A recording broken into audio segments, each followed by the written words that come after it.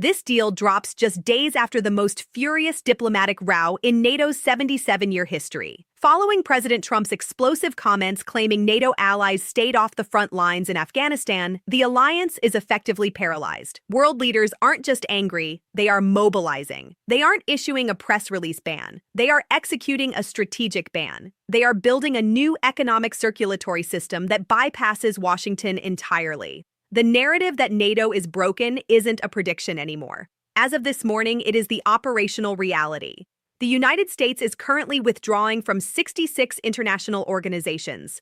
We have tariffs of 41% hitting our closest allies. And now the allies have hit back, not with war, but with ink. In this video, we are going deep. We will expose the exact terms of the EU-India deal signed today, the specific insults that caused the UK and Germany to turn their backs on the White House, and the terrifying economic reality of an isolated America in 2026. This is the story of how the West divorced the United States. To understand why Ursula von der Leyen and Narendra Modi are smiling in New Delhi today, we first have to understand why Keir Starmer and Boris Torius are seething in London and Berlin. The catalyst was not a policy paper, it was an insult. Last Thursday on Fox Business, President Trump made a claim that essentially rewrote the history of the war in Afghanistan. In a bid to justify his isolationist stance and his threats to leave NATO, he stated that America's allies, nations like the UK, Canada, Germany, and Poland, quote, stayed a little back, a little off the front lines, while American troops did the fighting. The diplomatic fallout was instantaneous and nuclear. For the first time in decades, the British Prime Minister publicly rebuked a sitting U.S. president with visceral anger. Sir Keir Starmer called the comments frankly appalling and insulting. Let's look at the data because the data is what triggered the fury. The United Kingdom lost 457 service personnel in Afghanistan. Canada lost 158. Germany lost 59. Denmark per capita suffered some of the heaviest casualties of the coalition. These weren't soldiers guarding the rear. They were in Helmand Province. They were in Kandahar. They were dying in the same dust as American Marines. German Defense Minister Boris Torius didn't hold back.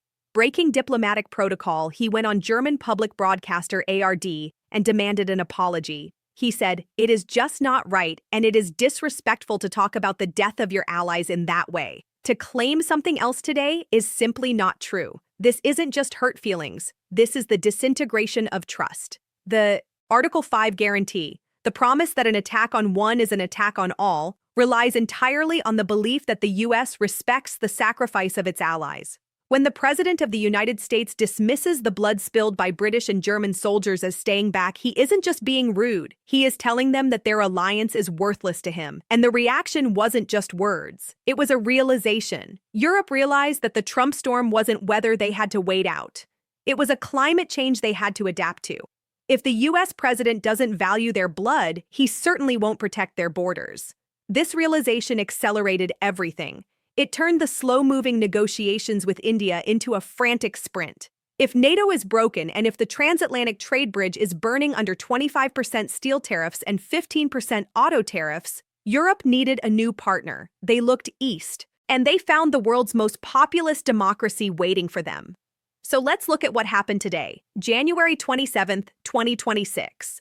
While Washington was arguing about tariffs, Brussels and New Delhi finalized a deal that has been in the works on and off for nearly 20 years. The European Commission calls it the mother of all deals, and the numbers back that up. This is not a minor adjustment. This is a total economic integration of the Eurasian Rim, excluding the United States. Here is the breakdown of the authentic data released this morning. The agreement creates a free trade zone of over 2 billion people. It eliminates tariffs on 96% of EU goods entering India. This is unprecedented. India has historically been one of the most protectionist economies in the world. They don't just open their doors, but for Europe, they kicked them down. Let's talk about cars. For decades, if you wanted to sell a German BMW or an Italian Lamborghini in India, you faced a tariff of 110%. That is a prohibitive tax that made European cars impossible to sell at scale. Under this deal, that tariff drops to 10%. This is a gold rush for the German auto industry. Volkswagen, Mercedes, BMW, who are currently being squeezed by Trump's tariffs in the US market. They have effectively swapped the declining American consumer for the rising Indian middle class. It's not just cars, it's wine and spirits. Indian tariffs on wine were 150%. They are being slashed. Machinery tariffs of 44% gone. Chemicals tariffs of 22% gone. Pharmaceuticals gone. In return, India gets tariff-free access for 99% of its exports to the EU. Textiles, leather, jewelry, sectors that employ millions of Indians now have a direct tax-free pipeline to Paris, Berlin, and Rome. The timing is not a coincidence. Just as Indian exporters are facing Trump's new reciprocal tariffs of 25% to 40%, the European door swings wide open. Just as European manufacturers face a 15% wall in the US, the Indian door swings wide open. This is a classic pincer movement. The two largest democracies in the world by population and aggregate GDP are hedging against the instability of the third. Ursula von der Leyen put it bluntly in New Delhi today. We have sent a signal to the world that rules-based cooperation still delivers great outcomes. That signal is directed at one man, Donald Trump. The message is simple. We do not need you to prosper. The title of this video mentions a ban.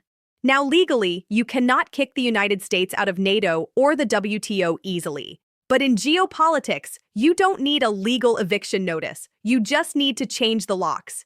And that is what a soft ban is. A soft ban is when allies stop sharing intelligence because they don't trust your president. A soft ban is when trade routes are redrawn to bypass your ports. A soft ban is when the G7 summit becomes a G6+1, where the real decisions are made in the hallway before the American president arrives. We are seeing this happen in real time. While Europe integrates with India, the US is retreating into a bizarre isolation. President Trump has launched his Board of Peace, an alternative international forum that includes Vladimir Putin but excludes traditional Western allies. He has withdrawn the U.S. from 66 international organizations in the last year alone, citing globalist agendas. The result? The world is moving on. Look at the strategic autonomy push in Europe. For years, strategic autonomy was a buzzword in Brussels. It meant Europe should be able to defend itself without America. It was a dream. Today, it is a survival strategy. The EU-India deal includes a massive chapter on defense and security. They aren't just trading wine and cars. They are discussing maritime security in the Indo-Pacific. They are discussing cybersecurity. They are discussing things they used to discuss with Washington. India, too, is pivoting. India was a key member of the Quad. US, India, Japan, Australia, designed to counter China. But with the US becoming unpredictable, imposing tariffs on Indian goods and threatening visas, India is diversifying. They are betting that a partnership with Europe is safer than a marriage with MAGA. So what does this mean for you, the American viewer, or for the global economy? The isolation of the United States is not cost-free. In fact, it is incredibly expensive. President Trump believes that tariffs will force companies to return to the U.S. He calls it the Great Rebuilding. And to his credit, he did secure a massive $550 billion investment pledge from Japan in July 2025. But economists warned that these pledges are often paper tigers. Promises that evaporate when the economic weather turns bad. The reality on the ground is inflation. When you put a 25% tariff on global imports, prices go up. But the bigger danger is market access. American farmers, soybean growers in Iowa, corn growers in Nebraska relied on export markets. When Europe and India sign a deal that eliminates tariffs between them, American farmers are left on the outside looking in. A French farmer can now sell wheat to India tax-free. An American farmer has to pay a tariff. Who do you think the Indian buyer will choose? This is called trade diversion, and it is the silent killer of economic superpowers. The EU-India deal gives European companies a first-mover advantage in the Indian market of 1.45 billion people. By the time the US wakes up and tries to negotiate its own deal, the shelves will already be stocked with German appliances, French fashion, and Italian food. We are losing the market of the future because we are obsessed with the grievances of the past. By 2030, the EU-India trade corridor is projected to double in volume. Meanwhile, US trade with Europe is projected to shrink by 15% due to the ongoing tariff war. This is the math of decline. You don't lose your superpower status in a single battle. You lose it because everyone else starts doing business without you.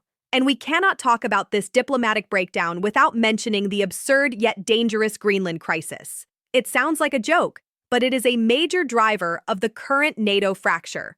President Trump has renewed his interest in purchasing Greenland from Denmark. When Denmark refused again, tensions spiked. Trump threatened tariffs on Denmark, a NATO ally. This isn't just about real estate, it's about the Arctic. As the ice melts, new shipping, lanes and resources are opening up. The US wants control. But by bullying Denmark, a loyal NATO member, Trump has terrified the rest of the Nordic countries. Sweden, Finland, and Norway are now looking at the US not as a protector, but as a predator. This has pushed the Nordic bloc deeper into the arms of the European Union's defense mechanisms and further away from NATO's US-led structure. It is another brick in the wall of isolation. History will likely look back at January 2026 as the turning point. The moment when the rimland of Eurasia, Europe, and India decided to join hands and close the gate on the Atlantic power. Donald Trump promised to put America first, and in a way, he has succeeded. America is now alone. First in isolation, first in tariffs, but last in the room where the future is being written. The ban isn't official. There is no piece of paper expelling the US from NATO. But when your allies build a new world economy that excludes you, when they sign the biggest deals in history without you, when they demand apologies for your insults to their fallen soldiers, you have to ask yourself, did we leave them or did they leave us? The EU-India deal is signed. The ink is dry, the tariffs are up, the walls are high. Welcome to the new world. It's a furious one. And for the first time in a century, America is flying solo. This is a rapidly developing story. The ramifications of the EU-India deal will take months to fully materialize, and the US response, likely more tariffs, is expected within days. If you want to stay ahead of the geopolitical curve, make sure you are subscribed. We are tracking the money, the treaties, and the silence between world leaders. What do you think? Is this soft ban the end of US hegemony? Or is Trump right to demand more from allies, even if it means burning? Bridges, let us know in the comments below.